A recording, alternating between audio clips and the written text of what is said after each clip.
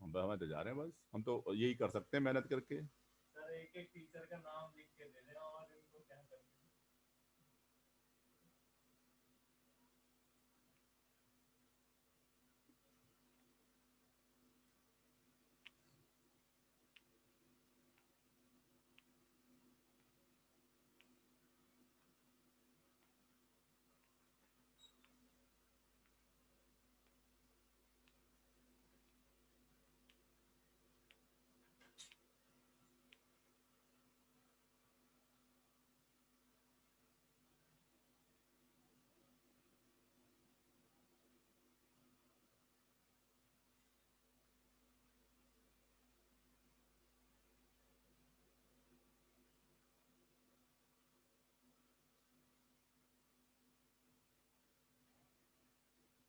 Hello,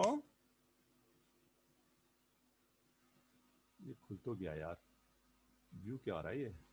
artificial कौन कर, दिव्या बंसल आ गई, परमजीत सिंह कहाँ गए सारे? 3-4 तो आए हैं, 8 हो गए, 9 टाइम ना, 4:30 बजे दिया टाइम।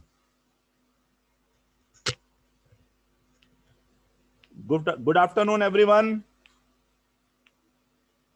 बहुत जाने दिया मेरी, लग रहा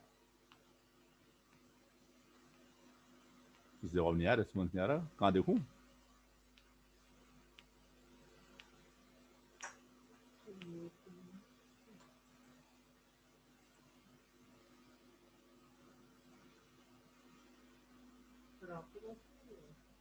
हैं ना, मेरे पास भी नहीं आ रही। नहीं, 11 हो गए।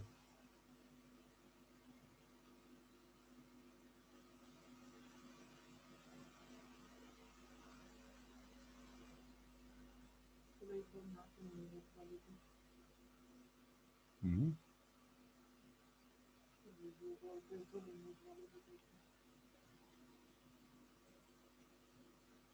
मेरे को लग रहा है गलत लिंक से गया हूँ, गलत लिंक से गया हूँ क्या? खुल तो रही है ये दिख...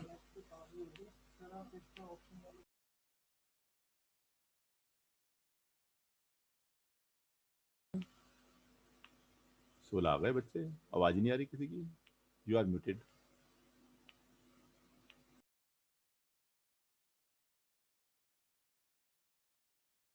ये हो गया।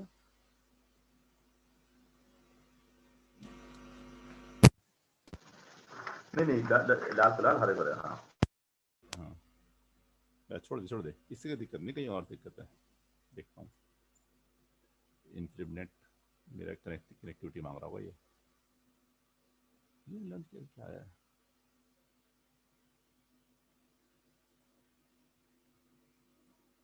ये तो यहीं आ रहा, इसी से आ रहा। स्पीकर को बढ़ा देता हूँ।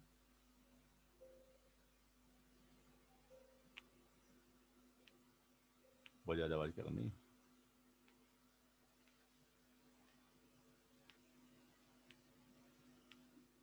सिक्योरिटी, वीडियो, हाँ, participant. Hello, can you hear me? Can you hear me?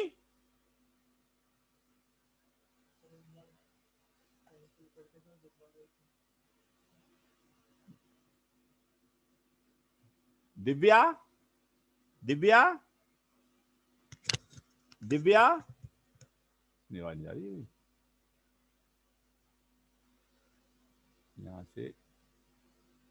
यहाँ से वो कर दूं, चैट करूं।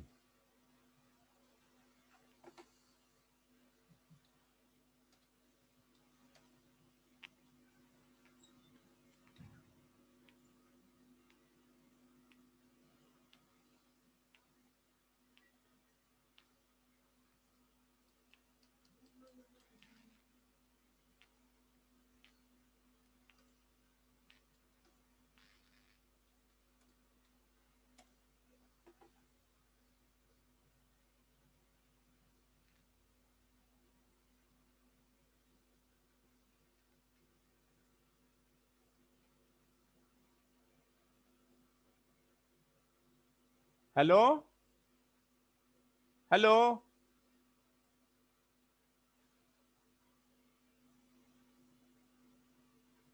हेलो,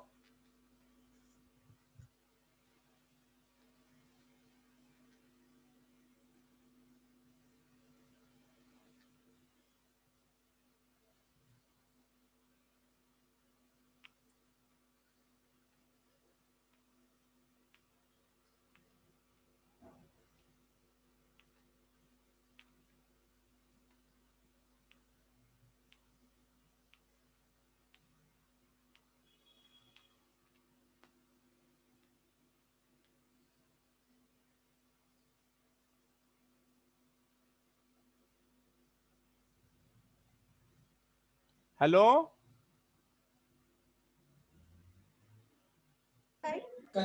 हाँ, यस, उसका अपडेट चल रहा है, वो 850 है।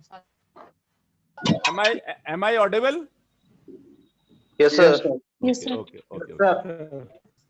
Okay. Today we will discuss InflibNet. What is InflibNet? Right? I will share a paper written in 2014 by Sahaji Shankar Wagmod. Right? I'm just going to share that paper with you people and listen that paper carefully. Admit. Yes, share. Can you see the screen now? Yes, Role of InflibNet. Can you see this role of InflibNet in growth and development of higher education in India? Yes, sir. Yes, sir. हाँ. Yes, sir. We can hear you. Yes, yeah. You can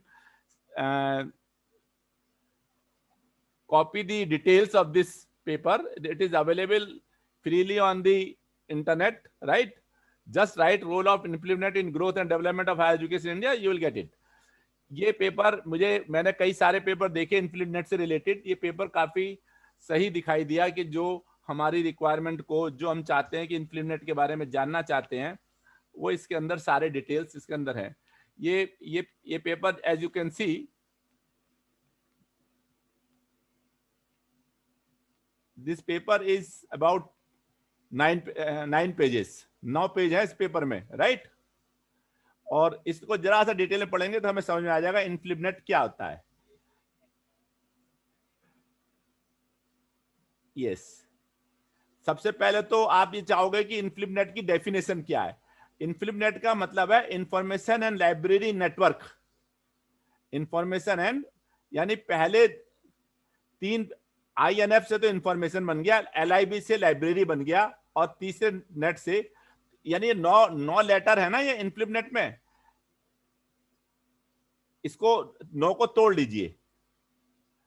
पहले वाले से तो 3 से information, दूसरे 3 से library, और तीसरे 3 से नेटवर्क. InflibNet का मतलब है information and library network centre. ये InflibNet सेंटर तो अलग हो गया, सेंटर ये है InflibNet. अब इसकी रिक्वायरमेंट क्यों है हमारे को InflibNet की? As you can see, Indian higher education system is very large, and in fact it is largest in the world. From the ancient period, education was there, but after independence, its growth and development is very high. Several schools, colleges, research institutes, and universities are established by government and also private agencies. All these institutions all over the country to generate and disseminate knowledge, coupled with the noble intention of providing easy access to higher education to the common Indian. तो purpose तो ये है कि जो education का purpose है कि common Indians के पास हायर एजुकेशन हम किसी तरीके से एक्सेस हो, ये हमारी कोशिश है. Development of a country relies highly on the education policy followed in that country. किसी भी कंट्री में जो डेवलपमेंट होता है वो उसकी पॉलिसीज पे बहुत ज्यादा हाईली रिलाई करता है. Sir this side Monu Kumar. कुछ स्टूडेंट सर क्लास से बाहर हैं और वो कह रहे हैं कि हमें इन कर लीजिए. अच्छा, मैं कर देता हूँ, अभी कर देता हूँ. Okay, thank you sir. मैं भी कर देता हूँ. पहले शेयर को बंद करना पड़ेगा ना, या बिना शेयरिंग बंद करे भी हो सकता है. एडमिट ऑल, मैंने तो एडमिट ऑल का रखा है. वेटिंग रूम में 3 दिखाई दे रहे, एडमिट ऑल. कुछ एक्चुअली मैसेज आए ग्रुप में तो अच्छा वहीं से ठीक है, पता चला हाँ इसमें तो अब लोग आए एडमिट हुए हैं। अच्छा, जुड़ गए हैं सर, जुड़ गए हैं। जुड़ गए हैं, ठीक है ठीक है जी। ठीक है। तो किसी भी कंट्री के हायर एजुकेशन का डेवलपमेंट उसकी गवर्नमेंट की पॉलिसीज पे बहुत डिपेंड करता है। The development rate will be high only if quality higher education is given to the people. Education has been seen as a foundation in a personal life. The most important and urgent reform needed in education is to transform it, to endeavor to relate it to the life, needs, and aspirations of the people, and thereby make it a powerful instrument of the social, economic, and cultural transformation necessary for the realization of national goals. Education is very basic need of the society. Without education, uses, invention, and advancement in different fields will not be possible. Higher education plays a vital role in creating a knowledgeable society. ये सब background बना रहा है, ये अभी इनफ्लिपनेट कहीं नहीं दिखाई दे रहा है एजुकेशन के बारे में। तो आपको कभी भी आंसर लिखना हो ऐसी चीजों में तो पहले बैकग्राउंड बनाओ कि हायर एजुकेशन क्या है। Higher education institutions and organisations work for a creating knowledgeable society, progress towards a knowledgeable based society, knowledge based society and economy will require that universities as a centers of knowledge creation and their partners in society and government give knowledge management their full attention. अब इसका management भी तो बहुत जरूरी है। इनफ्लिपनेट का purpose यही है, universities teaching A curriculum and syllabus based education by the book may not solve the complex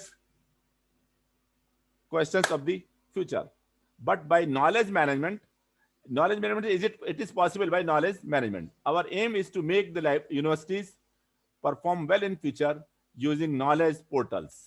ऐसा एक पेपर का रेफरेंस देखा, ऐसा उनका कहना है। अब बेसिक चीज यहां से शुरू होती है। The UGC however was formally established only in 1956. ये भी पता होना चाहिए यूजीसी का एस्टेब्लिशमेंट 1956 में हुआ था और नवंबर 1956 as a statutory body of the government of India through an act of parliament for the coordination, determination and maintenance of the standards of university education in India. ये बहुत बेसिक, ये यहां से शुरू करना चाहिए। पहला पैराग्राफ की अब कोई जरूरत नहीं है। In order to ensure effective region wise coverage throughout the country, the UGC has decentralized its operations by setting up 6 regional centers. तो यूजीसी ने 6 सेंट्रल रीजनल सेंटर्स बना रखे हैं, one at Pune, Hyderabad, Kolkata, Bhopal, Guwahati and Bangalore. Modern Indian higher education is passing through the phase of information knowledge revolution in satisfying ever growing information needs of academic community. The library and information networks are playing a great role through resource sharing in the development of higher education. InflipNet role is very important from the post-independent period. InflipNet Center is a boon of Indian higher education. ये ऐसा इस paper वाले ने लिख रखा, कर्नन दास 2009। अब ये यहां से शुरू हुआ इनफ्लिपनेट। ये तो बैकग्राउंड आपको तो केवल यहां से लिखना चाहिए यूजीसी वाले से। यूजीसी का क्रिएशन कब हुआ? 1956 नवंबर में। ये स्टैट्यूटरी बॉडी है और इसने इनफ्लिपनेट अपनी एक बॉडी बनाई। Information and library network INFLIBNET के नाम हो गया। Centre is an autonomous inter university centre of the university grants commission of India.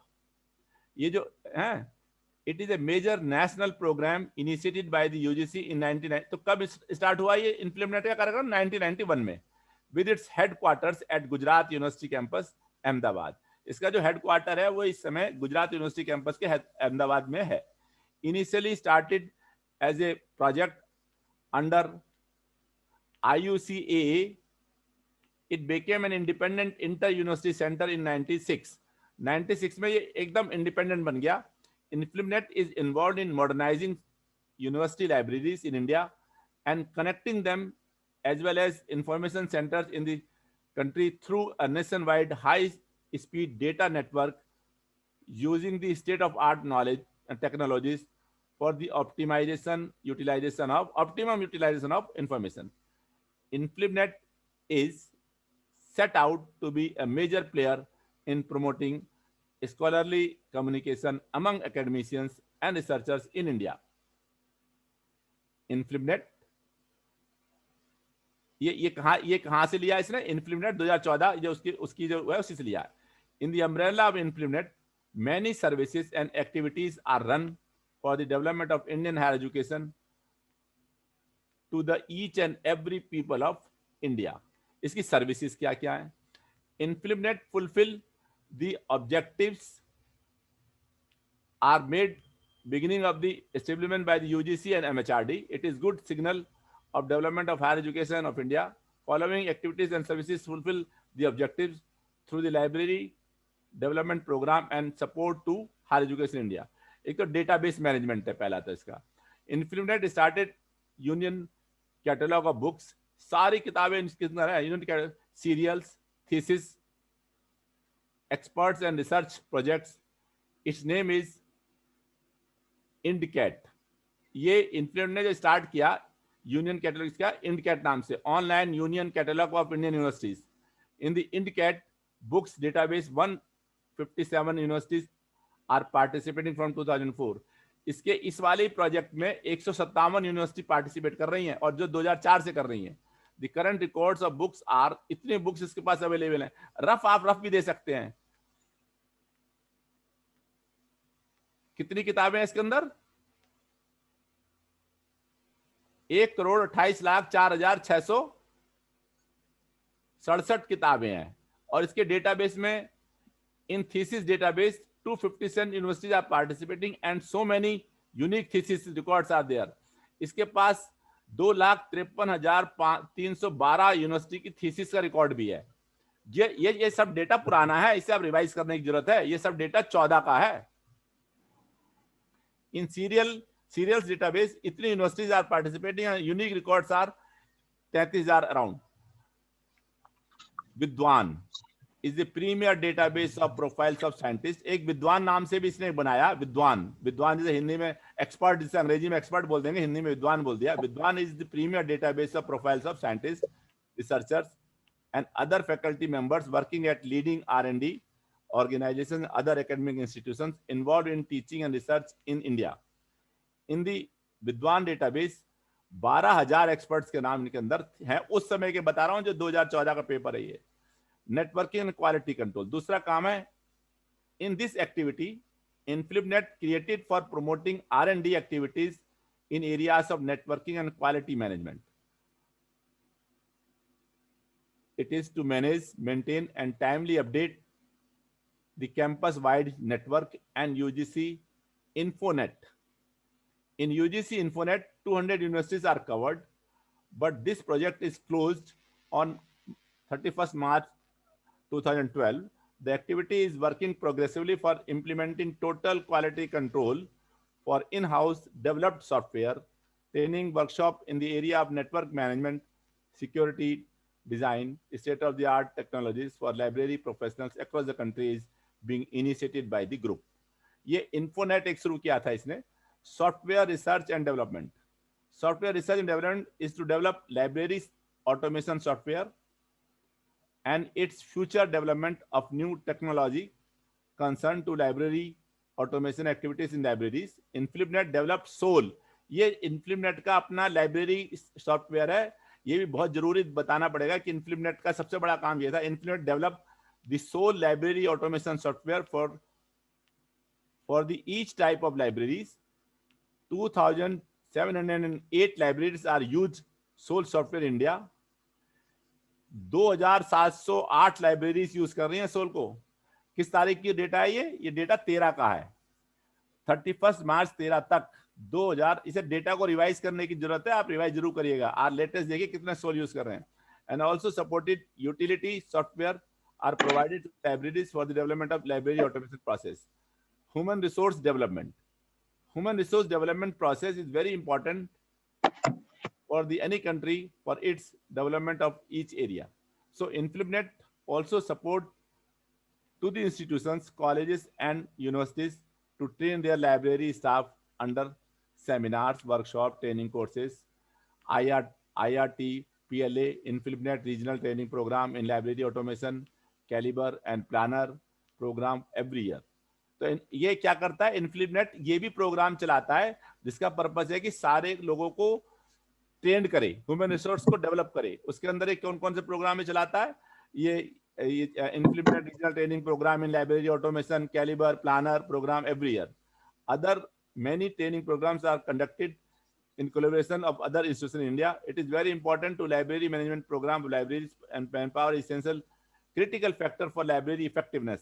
अगर आदमी लाइब्रेरी का जाना हुआ नहीं है तो कैसे काम करेगा?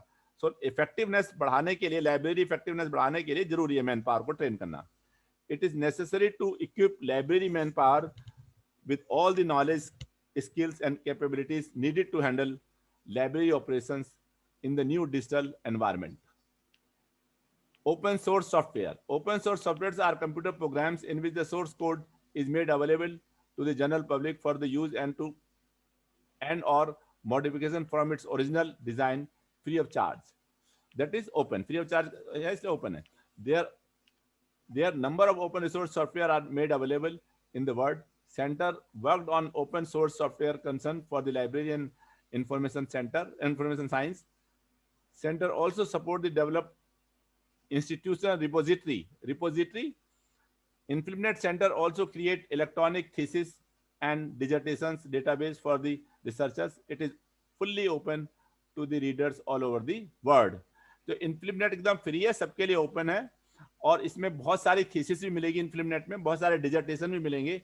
एक्चुअली आप लोग भी जब पीएचडी करेंगे तो आपकी थीसिस भी यहाँ पे अपलोड करना यूजीसी ने कंपलसरी कर रखी है। Each and every thesis of the university will be uploaded on InfliBnet।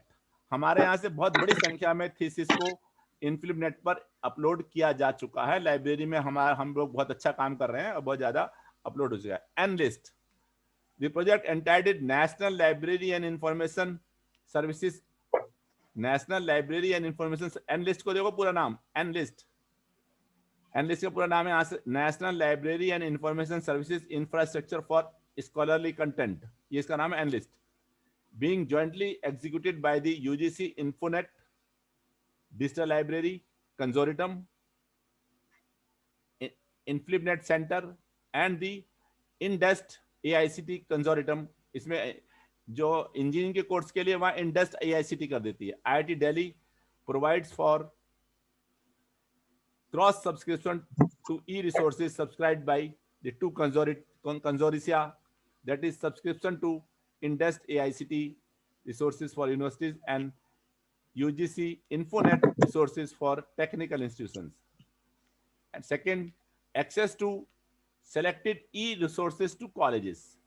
The Enlist project provides access to e-resources to students, researchers and faculty from colleges and other beneficiary institutions through servers installed at InfliBnet Center. The authorized users from colleges can now access e-resources and download articles required by them directly from the publisher's website once they are duly authenticated as authorized user through servers deployed at the InfliBnet Center. As on January 2014, from all over India, so many libraries are members. 14 तक का data इसमें दिया हुआ है। 3214 library, 3214 library इसकी member थी। एक बार आप InfliBnet के मेंबर बन जाओ लाइब्रेरी के थ्रू InfliBnet, क्योंकि लाइब्रेरी को कनेक्ट करता है। जिस भी इंस्टीट्यूशन में आप है वहां की लाइब्रेरी होगी। लाइब्रेरी एक बार कनेक्ट हो गई InfliBnet से तो उसका रिसोर्सेस उस लाइब्रेरी में इजीली अवेलेबल होगा। एक और इन्होंने प्रोजेक्ट चलाया शोध गंगा में सारे ये थीसिस अपलोड करते हैं। This project is very important for researcher. Sir कुछ बच्चे शायद सर कुछ बच्चे शायद वेट कर रहे हैं, वो आप उनको लेटिंग कर दीजिए। अच्छा जी सर। अच्छा मैं कर दिया। Admit all.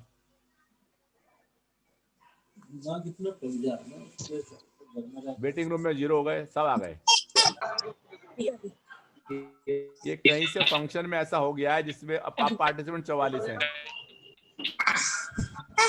So Ganga, this project is very important for the researcher.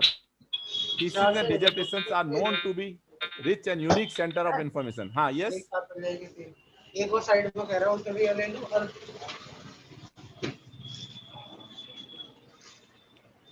हरी टंकी हाँ या कहीं की बन रही भाई पित्तल की प्लास ये भी पित्तल की ये भी पित्तल की सर म्यूट म्यूट कर दीजिए सर। बॉडी होती है इसकी पित्तल की नहीं म्यूट सही आपकी तरफ से हो जाएगा सर। नहीं, अपने आप म्यूट कर लेंगे। भाई 300 की बात है तो करता ही रुपए बता दे यार फिक्स प्राइस का ना 10 में कम तो 460 रुपए लगा दूं वैलिड नहीं होती है लिखने की मत बताओ तो मैं देने की बता देंगे वाले बता अनुज भाई म्यूट कर ले उधर से प्लीज। बता दे पूरी पित्तल भाई सभी लोग अपने अपनी तरफ से म्यूट कर लें। पूरी पित्तल है क्या हां 3 रुपए करता ही हां ये 3 एक अभी वेटिंग रूम में और है, उन्हें एडमिट और करा लें। साहब रखो जंग ने पड़ती पित्तल में कभी जंग ने भरता दास एक अधिक क्रेडिट जो होगा नहीं बंदी होगा। सर आप म्यूट कर दो। सर आप ही कर सकते हैं ये चीज।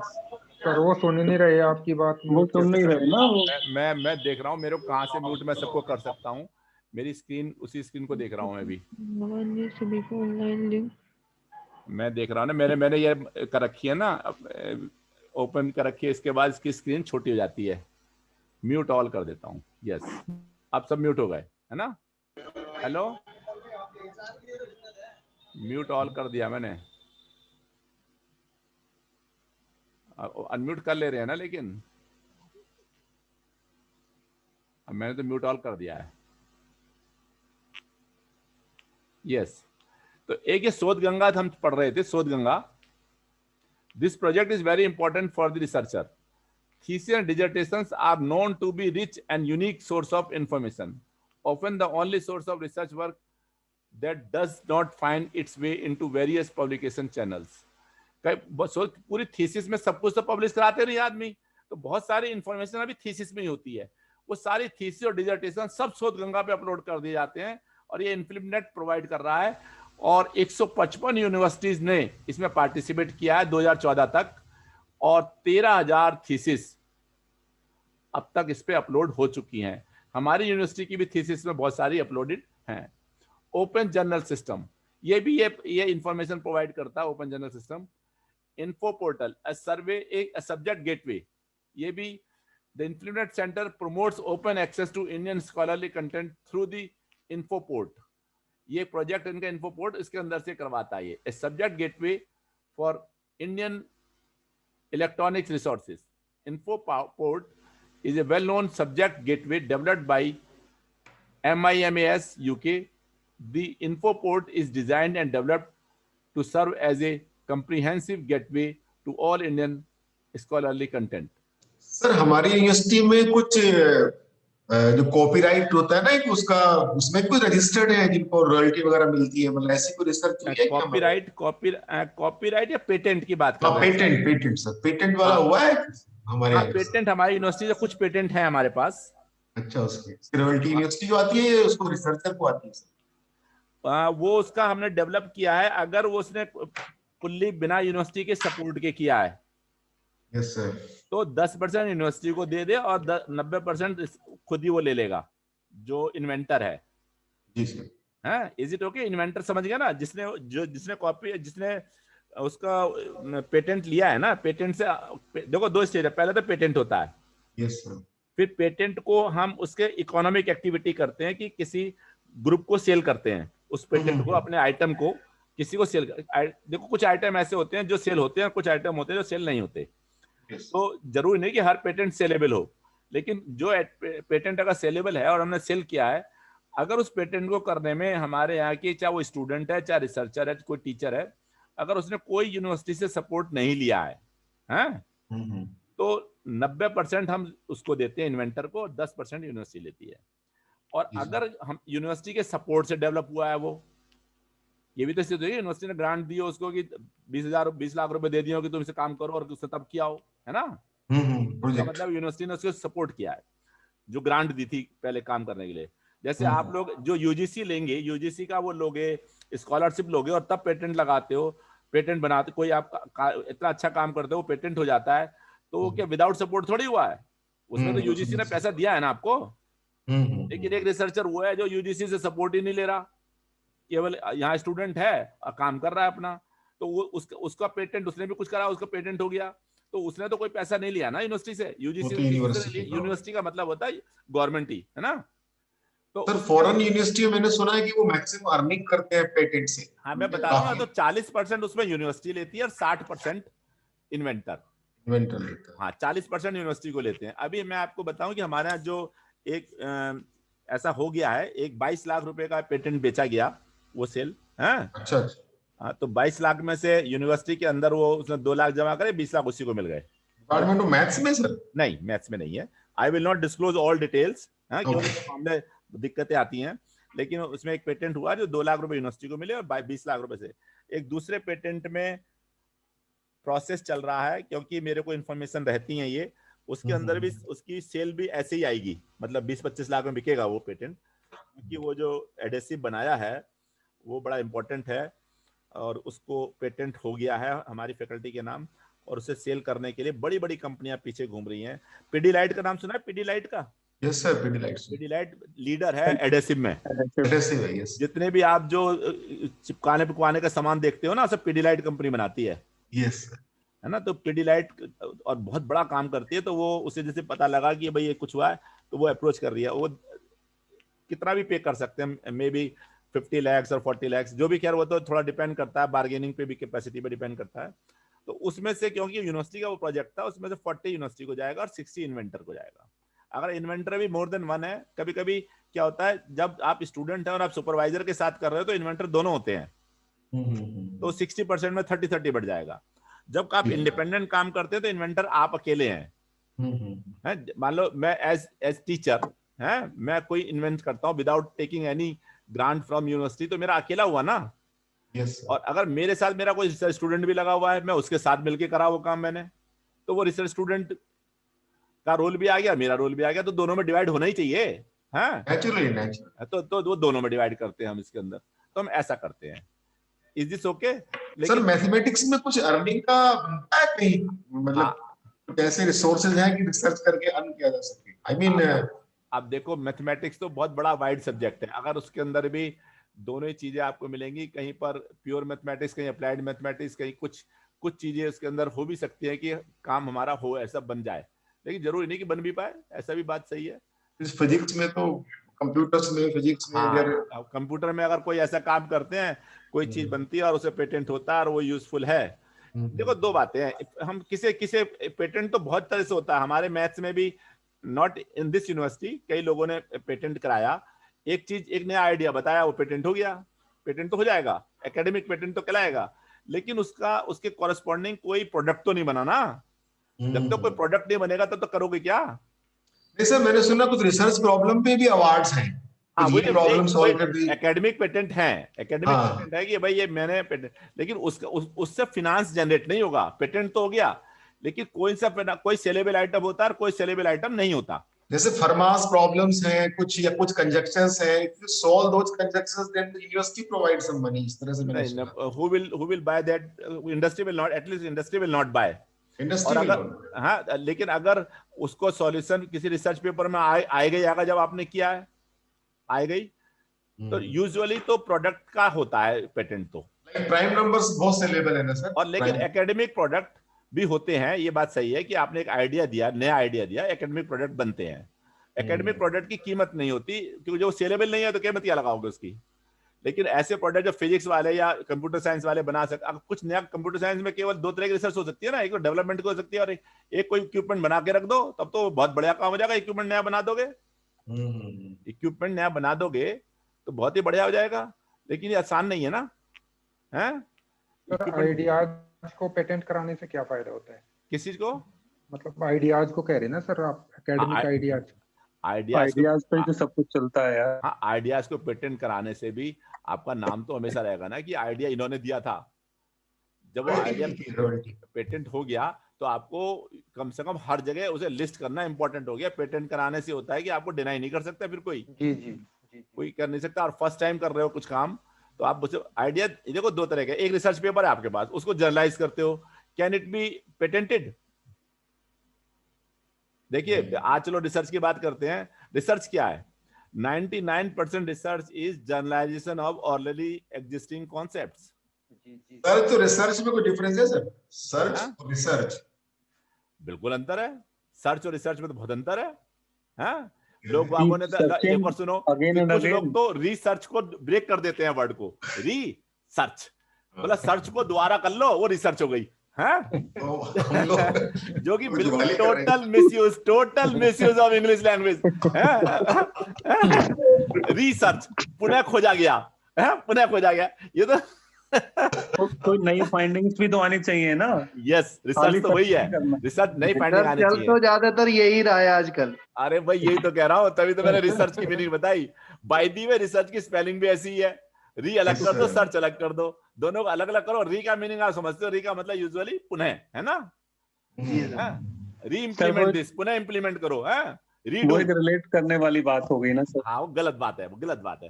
रिसर्च का मतलब ये है कि अब मैं बताया था, अगर 99% रिसर्च तो जनरलाइजेशन है, एक कॉन्सेप्ट आया।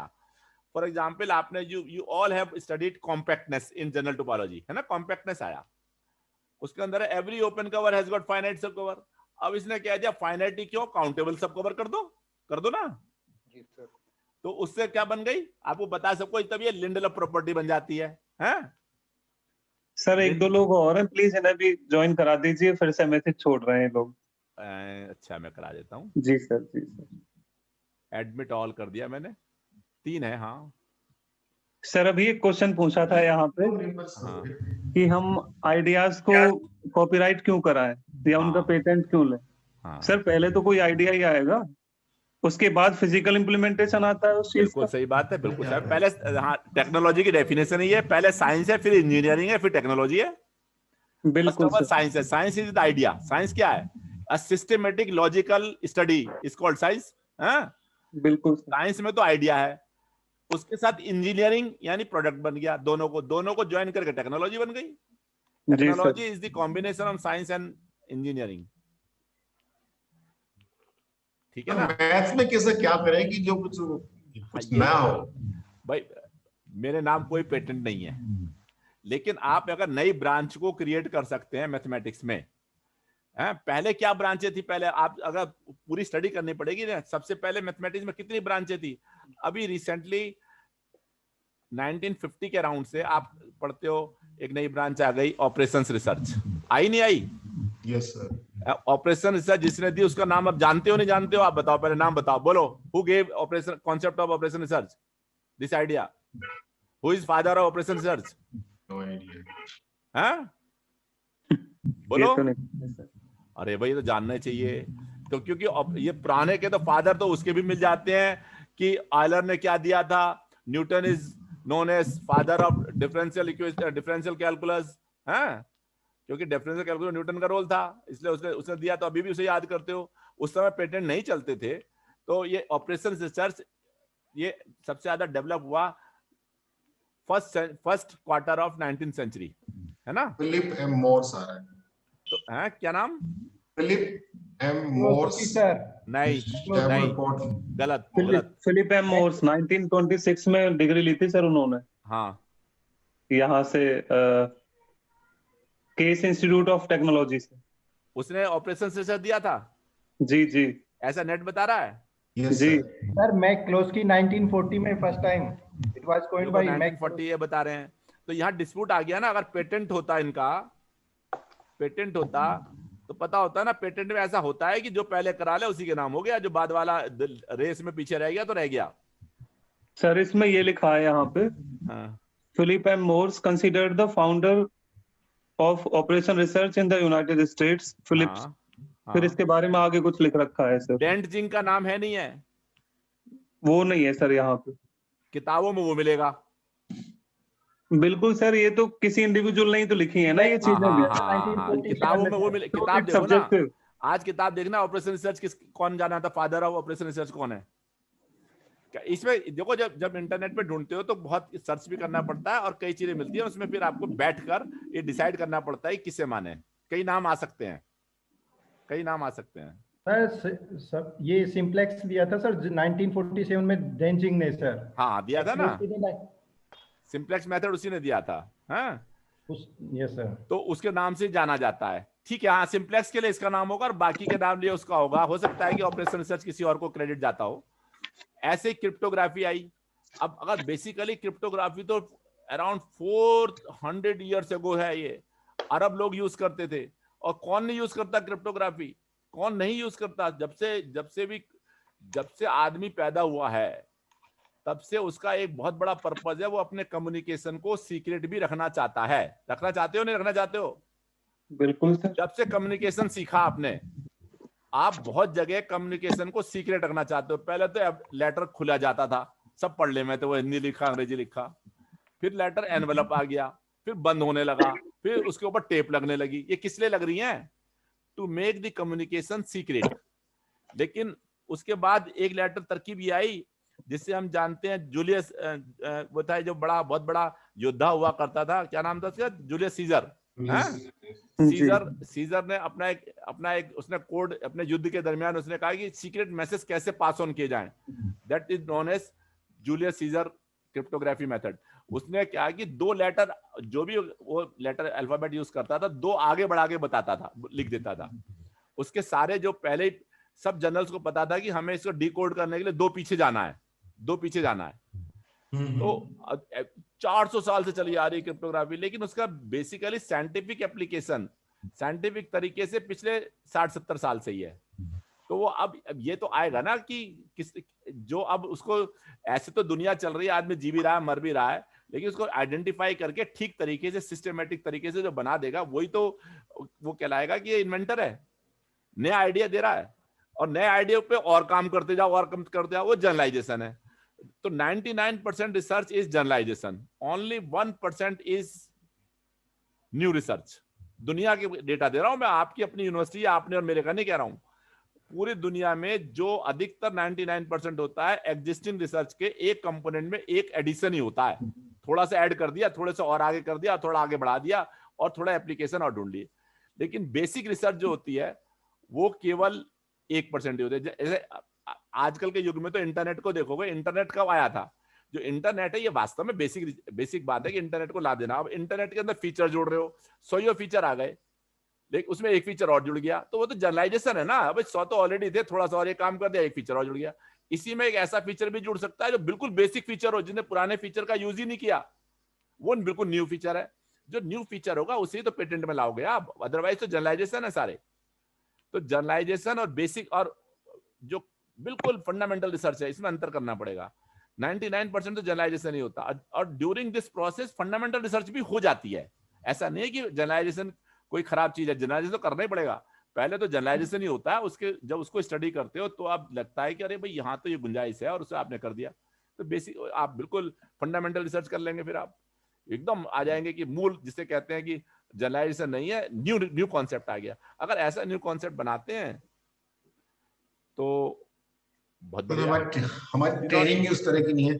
हाँ, ट्रेनिंग की जरूरत होती है बहुत। नहीं, जल्दी नहीं बनेगा। और आप में सब कैपेबल हैं, मैं बता दूं, सब कैपेबल हैं। कभी ट्रेनिंग का मौका मिल जाए और कहीं उतनी लैब मिल जाए और वहां थिंकिंग की कम लेवल मिल जाए, तो आप सब सोचने में तो क्षमता रखते हैं, लेकिन उसके लिए और अपॉर्चुनिटी तो चाहिए, जिसके कारण जब होगा ये काम तभी तो होगा, अदरवाइज कैसे होगा ये काम। जो फ्रांस में एक और पॉलिटेक्निक है जहाँ कोशी वगैरह पढ़े हैं, वहाँ पे तो एकदम मैथमेटिशियन ही पैदा होता है, कैसे कराते हैं? हाँ, तो वो उनकी ट्रेनिंग का ऐसा है कि वो शुरू से ही इतना टफ ट्रेनिंग करते हैं कि वहां पे होता है। और सारे सब बराबर नहीं होते, एनवायरनमेंट पर बहुत असर पड़ता है, बहुत असर पड़ता है। और बहुत लोगों को धक्के भी खाने पड़ते हैं कभी कभी इस प्रोसेस में। आप ठीक काम भी कर रहे हो तो आपको ठीक से एप्रिसिएशन नहीं मिलेगा, ये भी हो सकता है। हाँ, ठीक से रिकॉग्निशन नहीं मिलेगा, ठीक है ना। चलिए, complex analysis, who developed complex analysis? Just a question for you people. Arvind. Yes, who is known as father of complex analysis? Anyone who can answer? Don't go to internet. Is it Arvind? No. Sir, complex analysis, Galileo Lemo. ना, इसकी geometry जो सबसे पहले complex analysis को दिया था ना, उसको देखो किसने कॉम्प्लेक्स नंबर्स के बारे में। CF दिखा रहा है सर। क्या? CF Ghosh? नहीं, ये भी नहीं है। आप इंटरनेट पे सर्च कर रहे हैं ना? जी सर।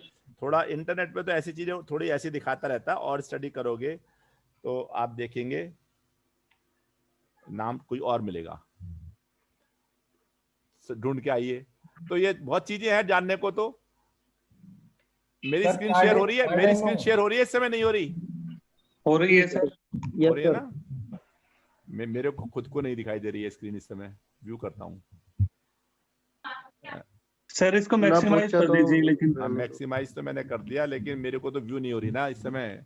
मैं कहाँ हूँ इस जगह अपनी स्क्रीन है। अब ठीक है? नहीं सर, ऊपर से ऊपर बार पे वो कर दीजिए, यहीं पे, यहीं अब ठीक है? अब ठीक है सर। जी जी। इसे बंद कर दूं पार्टिसिपेंट वाले को।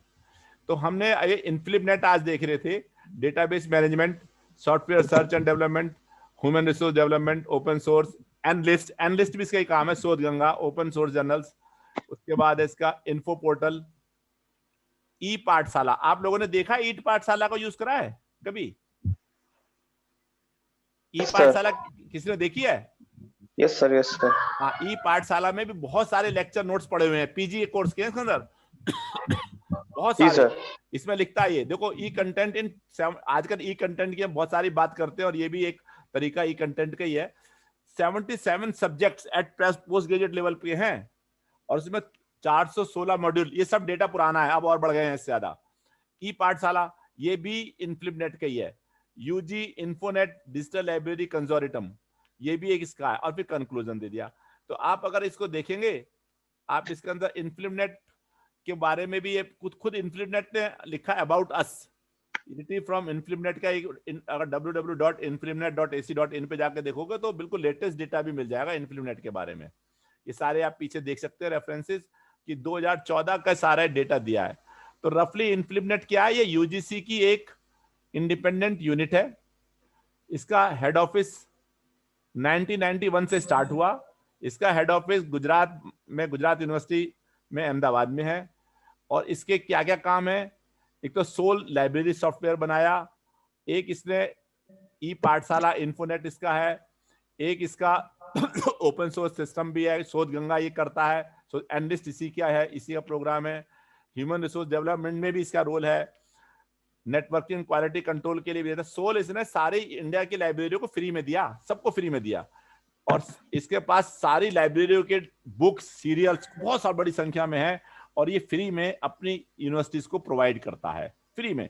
केवल आपको उसका मेंबर बनना पड़ता है। मेंबरशिप फीस तो एक लेता है लाइब्रेरी से, वो बहुत नॉमिनल लेता है। यूजीसी पैसा नहीं कमाती है, लेकिन फिर भी क्योंकि उसको ओपन सोर्स है, खर्चा तो आते ही है, एक नॉमिनल फीस लेके उसे अपने आप बनाता है और ये इन्फ्लिपनेट करता है इसके अंदर। यहाँ पर ये तो आप इसे इन्फ्लिपनेट के बारे में कितना भी बड़ा इसके अंदर आपसे पूछ सकते हैं, what is the role, what is INFLIBNET. UGC के यूनिट है 1991। यूजीसी भी लिख सकते हैं। यूजीसी इटसेल्फ नवंबर 1956 में यूजीसी बनी थी और जो कि अब खत्म होने की तरफ भी है। यूजीसी को नया रूप दिया जा रहा है भारत सरकार द्वारा। तो इसके अंदर यहाँ से आपको लिखने की कोशिश करनी चाहिए। वेटिंग रूम में है कुछ बच्चे, फिर से अभी भी बड़ी देर से आ रहे हैं। ऑलरेडी टाइम तो खत्म हो रहा है। चलिए म्यूट, हमने तो एडमिट ऑल कर लिया है इनको भी। तो ये इन्फ्लिपनेट जो आज हमारा टॉपिक था, इन्फ्लिपनेट, ये हमने आपको बताया।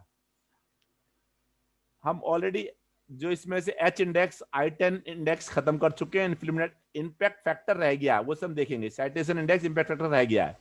अब ई जर्नल्स, ई लाइब्रेरी तो इसी में इंक्लूडेड है। ये ई लाइब्रेरी का तो पार्ट है इन्फ्लिपनेट भी। और थोड़ा सा बचा है, उसे हम धीरे धीरे करने की कोशिश करेंगे। अब आप लोगों को क्वेश्चन हो तो आप पूछ सकते हैं। Any question? हाँ सर, एक रिक्वेस्ट है। एक्चुअली क्वेश्चन तो नहीं कहेंगे उसको, बोलिए। रिक्वेस्ट ये है कि जब सर जैसे आज का आपने सेशन लिया, काफी इंफॉर्मेटिव था ये हम लोगों के लिए। तो अगर इस तरह की आप लोग कोई वर्कशॉप रख पाए सर, क्योंकि ऑनलाइन रख सकते हैं, उसमें कोई प्रॉब्लम भी नहीं होनी चाहिए, तो हम लोगों के लिए बहुत बेनिफिशियल होगा सर। अब देखो, मैं इसमें दो बातें, वर्कशॉप में कुछ नया भी होना चाहिए।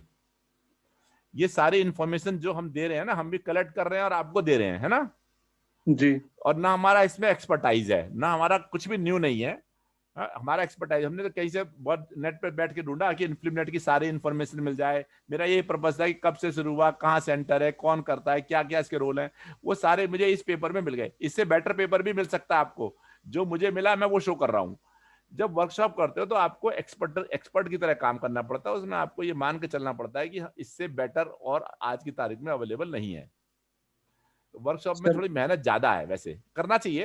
उसके अंदर ऑनलाइन टॉक हो जाए कोई, हाँ, जैसे ये तो हमारे कंटेंट का हिस्सा है, एक सिलेबस का। हाँ, सिलेबस का पार्ट है, इसलिए तो इसमें एक बहुत क्वालिटी टाइम होता है, कुछ कैंडिडेट्स वो भी हो सकते हैं कि भाई, तो सर अलग से अगर कुछ सेशन रख जाए इस पे, तो ये तो हो सकता है। हाँ, ये हो सकता है, बिल्कुल कोशिश कर सकते हैं। और किस पे टॉपिक डिसाइड करो आप लोग, किस पे करना चाहते हैं? टॉपिक पे तो होगा कोई, आप आपस में भी किसी भी टॉपिक पे कर सकते हैं। कलेक्टिवली एक ऐसा भी मंच बना सकते हैं जहां एक डिसाइड कर लें कि आज हम ये सब्जेक्ट, देखो आप लोगों में तो बहुत सारे, या रिसर्च के लिए कर लें, एक ग्रुप बना लें, छोटे छोटे ग्रुप भी बन सकते हैं जो जिस एरिया में काम करना चाहता है, कि क्या देखा और क्या पाया और क्या, जैसे अभी बात आ रही थी, 3-4 नाम आ रहे थे ऑपरेशंस रिसर्च के लिए, तो इसमें भी एक ग्रुप बन सकता है कि भाई मेरा सोर्स ये है, तुम्हारा सोर्स ये है, तुम्हारा सोर्स ये है, कौन सा ऑथेंटिक सोर्स है ये डिसाइड करो। तो आपको जब ऑथेंटिक जाना पड़ेगा तो कहीं ना कहीं व्यक्ति जो कहने वाला वो भी ऑथेंटिक होना चाहिए। मतलब मेरा मानना यह है, मेरा नहीं, केवल सारी एकेडमिक लोगों का मानना यह है कि आज की तारीख में तो हम ऑथेंटिक यही मानते हैं कि जो चीजें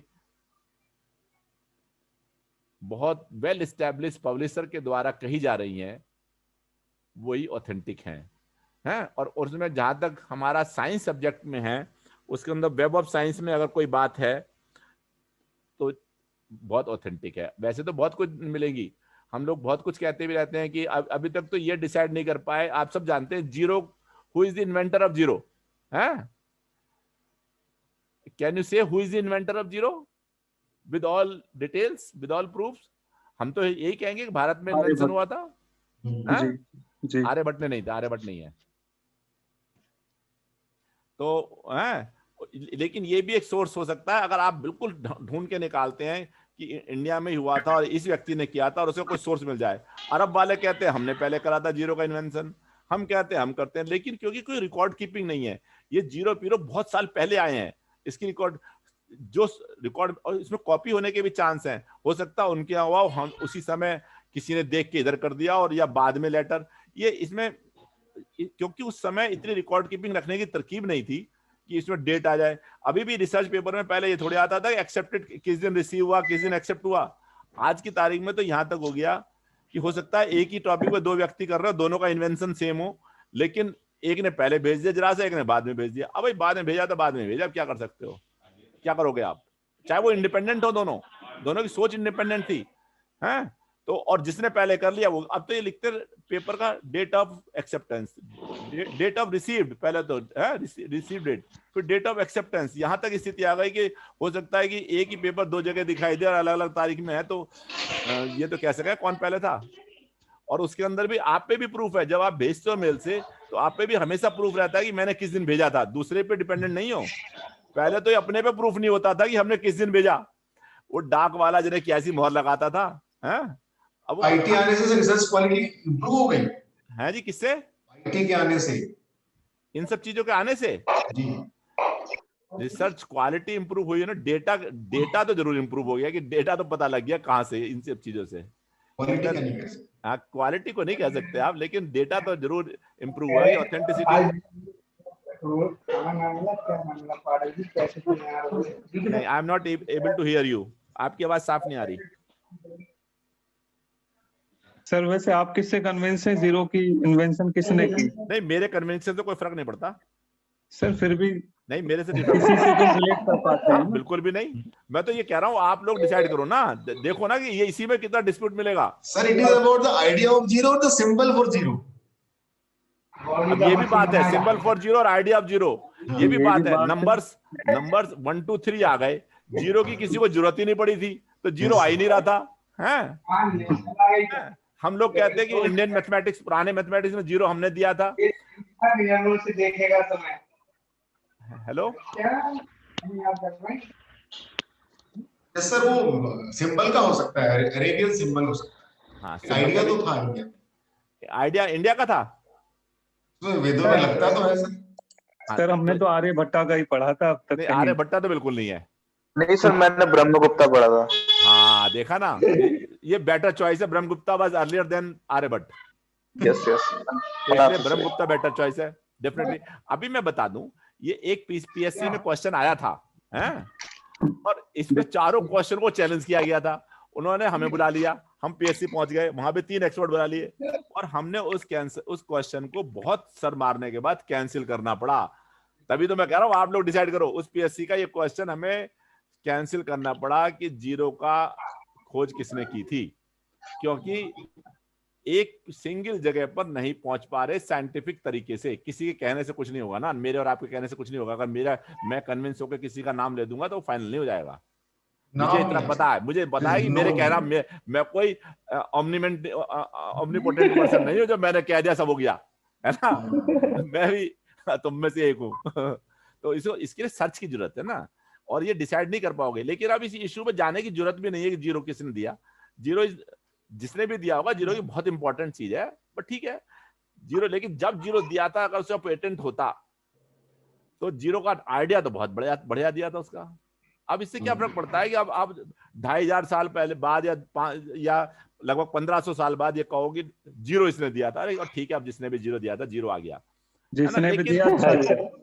लेकिन जीरो का आइडिया तो बहुत बड़ा था। मजा आ जाए तड़का लगा के। हाँ, क्या कह रहे हैं? I am not able to hear you. कुछ और बात कर रहे हैं। अच्छा, कोई बात है। तो जीरो का आइडिया तो बहुत बड़ा था भाई। जीरो के बगैर तो आप ग्रुप थ्योरी नहीं कर सकते। वहां पे तो आइडेंटिटी वो न्यूट्रल एलिमेंट जरूर चाहिए। जीरो तो न्यूट्रल एलिमेंट है ना, उसको इस तरह देखना कि न्यूट्रल एलिमेंट है, जिसमें जिसे जोड़ो वही का वही रह जाएगा।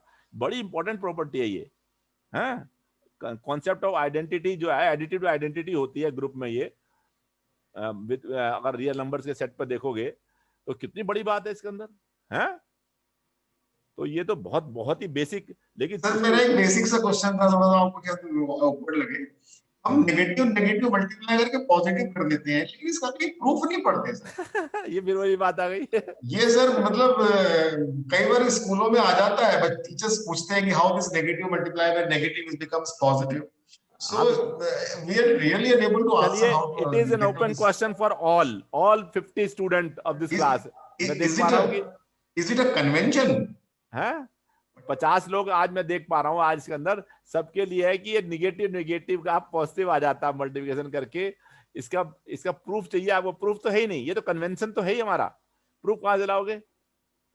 पता नहीं sir, algebraically can't be proved. हाँ algebraically can't be अरे proved. कहीं पे कुछ एक्सियम से लेके चलोगे ना, हर अलजेब्रा में तो कुछ एक्सियम लेके चलोगे, उसी ऊपर तो स्ट्रक्चर तैयार करोगे। मल्टीप्लिकेशन तो ऑपरेशन ही नहीं है ना, इट्स एडिशन, रिपीटेड एडिशन को मल्टीप्लिकेशन। ये तो पियानो से एग्जाम पढ़ी आपने। Yes sir. उसके बाद ये मल्टीप्लिकेशन का नियम आ गया, ये मल्टीप्लिकेशन ऐसे करेंगे। तो कुछ कन्वेंशन तो लेके चलोगे तभी तो आगे बढ़ोगे। हर जगह ग्रुप थ्योरी में भी 4 चीजें लेके चलते हो आप, ये होना चाहिए, ग्रुप थ्योरी में आप करते हो, फिर उसमें रिजल्ट निकालते हो। तो कुछ तो हाइपोथेसिस होती है हमारी। चलिए, गर्ग साहब ने क्वेश्चन पूछा है, सभी 47 लोग इस पे डेलिब्रेट करें और आप अपने व्यूज रखें। कोई बोलना चाहता है, कुछ बोलना चाहता है गर्ग साहब की बात पे? Negative multiply by negative is positive, कैसे देखते हो इसको? क्लास बोलना चाह रहे हैं, बोले क्लास। सर जैसे रियल नंबर है उसमें addition and multiplication, addition multiplication के रिस्पेक्ट में हम उसको रिंग फॉर्म कर सकते हैं। अजी रिंग की बात ही नहीं आ रही, अब तो रिंग तो मत जाओ अभी तुम तो। I have to explain it to the school students, only teachers of our schools, because they have to cram it from the day one. The minus multiply by minus becomes positive. ये कह रहे हैं कि school का बच्चा जो पढ़ रहा है उसे माइनस, आपने सिखाया कि -3 इंटू -4 12 हो गया। कैसे हो गया जी? तो माइनस से प्लस, ये बताओ कौन बोलने वाला है? अब बोलो। वेरी इंटरेस्टिंग, मेरे से भी कई लोगों ने पूछा। अच्छा ये सर, इसका सर फिजिकल सिग्निफिकेंस नहीं होता। जैसे कि 2 एप्पल से 3 एप्पल सब्ट्रैक्ट करेंगे तो सर माइनस में। अरे सब्ट्रैक्ट की बात ही नहीं भाई, सब्ट्रैक्शन तो अलग चीज है। सब्ट्रैक्शन तो कुछ समझा भी लेंगे, टॉफी के इतने रखे हैं, यहाँ से इधर ले गए इधर ले गए। मल्टीप्लाई की बात कर रहे हैं, माइनस माइनस करके पॉजिटिव मल्टीप्लाई आ रहा है। फिजिकल सिग्निफिकेंस में ये कैसे बनाओगे कि 2 माइनस के मल्टीप्लाई करके प्लस हो जाए? भाई 1 into 1 तो 1 समझ में आ गया, 1 into 2 2 समझ में आ गया। सर मैं ट्राई करूं? हाँ करो, क्यों नहीं। सर थोड़ा और लगेगा बट अभी के लिए यही माइंड में आया। हाँ सर -1 को हम कॉम्प्लेक्स नंबर की फॉर्म में लिख सकते हैं। तो हम लिख सकते हैं इसको e⁻i⁻, और इनटू e⁻i⁻, -1 इंटू -1, तो जो पावर ऐड हो जाएगी कि e⁻2πi हो जाएगा, जिसकी वैल्यू 1 आएगी। तो इसका मतलब है सारा मैथमेटिक्स, क्योंकि हमें इंटीग्रेट करना, जोड़ना है, अगर माइनस की गुणा माइनस से प्लस ना करें तो ये फार्मूले गलत हो जाएंगे। आप ये कहना चाह रहे हैं? ये तो रिवर्स प्रूफ हो गया। नहीं, बिल्कुल नहीं, बिल्कुल नहीं सर। लेकिन अब कहीं से तो हम प्रूव करेंगे ना कोई चीज सर। हाँ अभी के लिए अगर हमें अज्यूम करके चलते हैं कि हमें जी not proof, this is verification, it's kind of verification. या लाइक पियानोज में जो हम करते हैं वो ऐसा ही आप कुछ मानिए इसको सर। तो फिर पियानो में तो एक्जियम्स है वो, यानी मान के चलते हैं। नहीं, पियानो में एक्जियम्स है वो। We are just verifying. We take it for granted, उन्हें हम लेके चलते हैं। तो वेरीफाई तो हमेशा करेक्ट है, वो वेरीफाइड है, इट्स ऑलरेडी वेरीफाइड, कहीं निकल आता है correct, it's not wrong result, it is established result, but we need a proof, that's it. तो कहीं ना कहीं तो बेसिक एजम्पशन ऑपरेशंस के लेने पड़ेंगे ना, कुछ तो लेंगे ना। हाँ वो ये यही तो इनका क्वेश्चन बिल्कुल ठीक है। कन्वेंशन मान लें फिर हम सब लोग, कन्वेंशन है ये। कन्वेंशन से मन कुछ नहीं, कन्वेंशन अगर सब कन्वेंशन कहते हैं तो प्रूफ की रिक्वायरमेंट नहीं है। लेकिन क्या सब कन्वेंशन है कि कन्वेंशन है? It's a operation, how can we give a convention? है वेरीफाइड है, सब कुछ है, तो फिर नहीं। ऑपरेशन जीरो की आइडेंटिटी भी तो ऐसी सीखी हमने, जीरो को आइडेंटिटी का एक ऐसा एग्जिस्टेंस करा कि 0 + 1 वही रह जाएगा। हाँ बेटा,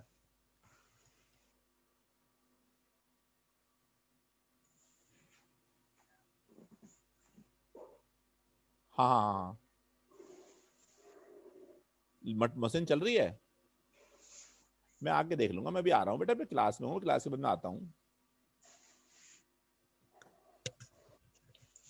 हाँ जी, और सर इसके प्रूफ, इसे करिए। फिर कन्वेंशन है और प्रूफ ला सकते हो तो प्रूफ लाइए, या कुछ और है तो बताइए, ठीक है। Open for all sir. मैं stop today, time is already, ठीक है।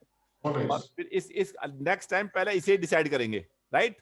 Thank you sir, thanks a lot. और गर्ग साहब की जिम्मेदारी है, सुभाष चंद्र गर्ग की ज्यादा जिम्मेदारी है कि वो आई वाज थिंकिंग कि sir it's a silly questions, but I think it's an open problem.